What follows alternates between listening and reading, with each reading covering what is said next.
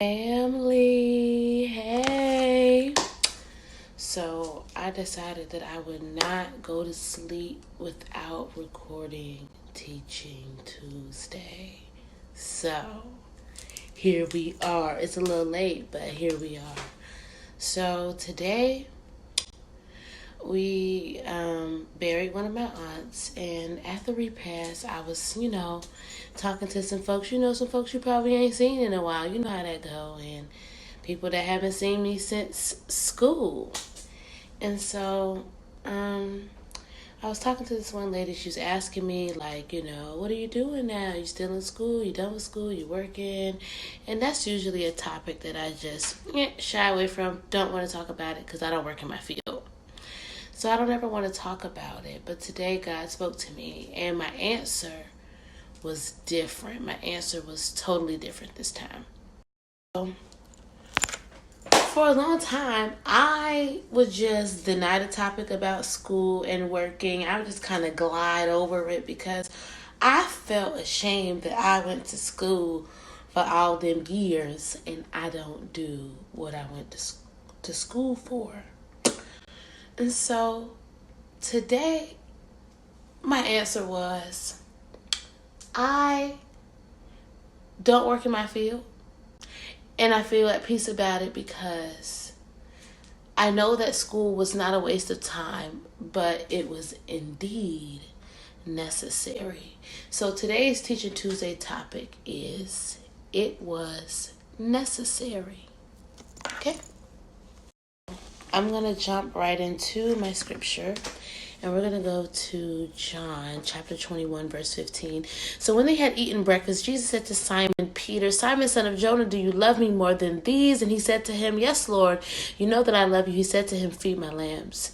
He said to him again a second time, Simon, son of Jonah, do you love me? He said to him, yes, Lord, you know that I love you.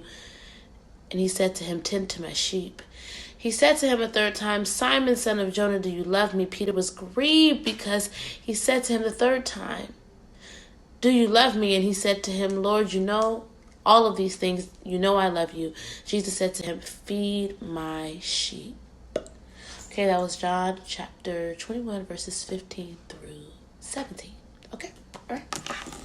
Now, I know that I have talked about Peter in the past. One of my favorite Teaching Tuesdays are you feeling a little Peterish, okay?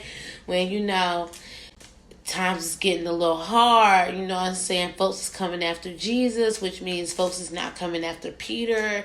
And Peter was like, nah, that's not me. He ain't never seen me. You don't know me. You know what I'm saying? You don't know me. But God showed me that it was necessary. It was necessary. The betrayal was necessary, okay? The denying was necessary. So Peter, being this disciple, he had spent all this time following Jesus, and now Jesus is getting ready to be crucified, okay? So it can kind of feel like it was all for nothing. But like I said before, Peter, we hear, I feel you. You know what I'm saying? I get it. In that moment, you had to preserve self. You know what I'm saying? In my moments of people asking me about school and asking me about the things that I have planned and things that I want to do, in the past, I would want to preserve myself. I wouldn't talk about the things that God called me to do. I wouldn't talk about the things that I know that God said over my life, because I was ashamed. Like, God, I feel like I just wasted my time, and I don't want nobody else to know that I feel like I wasted my time. I don't want nobody else to be looking at me and be like, she ain't got her life together.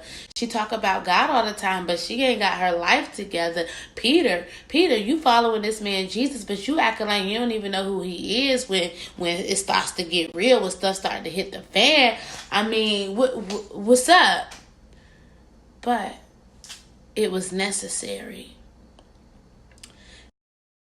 It was necessary for Peter to deny Jesus, because in that moment of Peter denying Jesus, something inside of Peter broke. That thing is what I would call like self-reliance. When you kind of rely solely on self, and you're not necessarily relying on Christ. I'll talk about myself when I was going to school, getting my degree in psychology, and I just knew I was going to get out of school and go get this job in psychology, and I'm doing this great thing.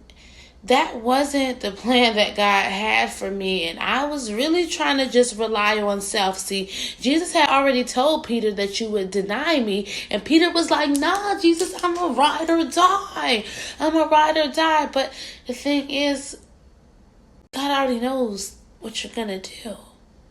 He already knows, and when you kind of get into this groove of, I'm going to rely on my own strength, then, when things don't go the way that you think they should go, you start to feel these feelings of rejection and shame and anger and guilt. But once again, it was necessary, because when you start to feel like that, when you start to hit that rock bottom, I mean, y'all been there. You know what it's like to hit rock bottom, and you really can't go to nobody else but Christ. Hello. Ding, ding, there it is. You have nowhere to go but Christ, and then Christ restores you and reminds you that I still have a calling on your life. See, Peter, it had to get to that point where Peter was broken down all the way and then had to go seek Jesus for forgiveness. Like, I was really relying on myself here. And then Jesus restores him and reminds him of his calling, shows him that he still wants to use him, shows him that you still have a ministry, okay?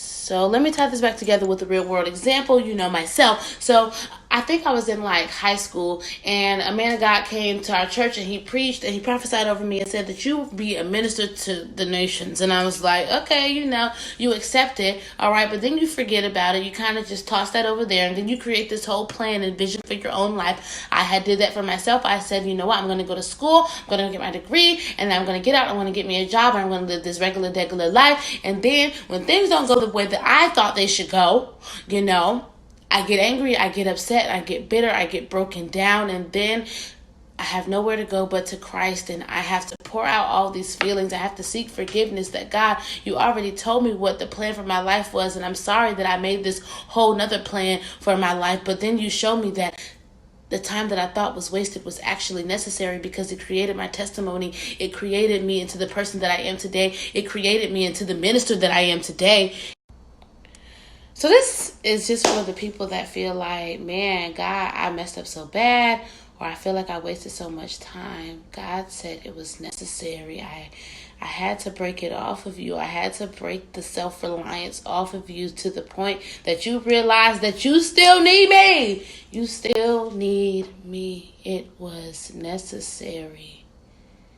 And now I'm restoring you. I'm reminding you of your purpose. I'm reminding you of your ministry. Feed my lambs. Y'all, I told you I had this big plan for my life. I had this plan to live out this regular life, despite the word that was already prophesied over my life. And now look, I'm standing here full circle, y'all. It's only going to be a matter of time till God takes me to the nations. You feel me?